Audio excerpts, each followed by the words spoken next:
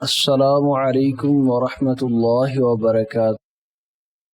پیارے بچوں، آج میں آپ کو سناؤں گا سلمہ بن حشام رضی اللہ تعالیٰ عنہ کی شہادت کا واقعہ۔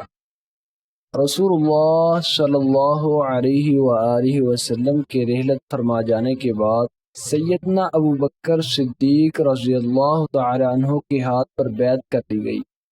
سیدنا ابو بکر صدیق رضی اللہ تعالیٰ عنہ نے جہاد روم کے لیے جو لشکر روانہ کیا، اس میں سیدنا سلمہ بن حشام رضی اللہ تعالیٰ عنہ بھی شامل تھے، اور یہ ان بہادر شہسواروں کے زمرے میں تھے جو الہی کلمت اللہ کے لیے سرزمین شام کی طرف روانہ ہوئے تھے۔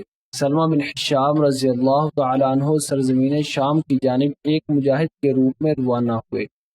یہ بعض مقامات پر رومی فوج سے نبرد آزما ہوئے۔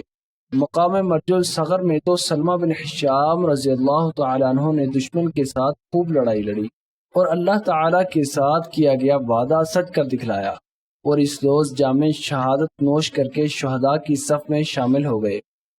سیدنا سلمہ بن حشام رضی اللہ تعالیٰ عنہ کی شہادت ماہ محرم 14 ہجری کو سیدنا عمر بن خطاب رضی اللہ تعالیٰ عنہ کے دور خلافت کے ابتدائی دنوں میں ہوئی۔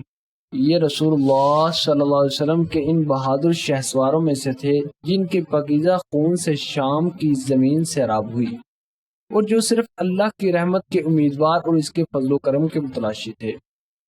اللہ تعالیٰ سلمہ بن حشام رضی اللہ تعالیٰ عنہ سے راضی ہوئے اور انہیں ان لوگوں میں شامل کیا جن پر اللہ تعالیٰ نے انعامات کیے۔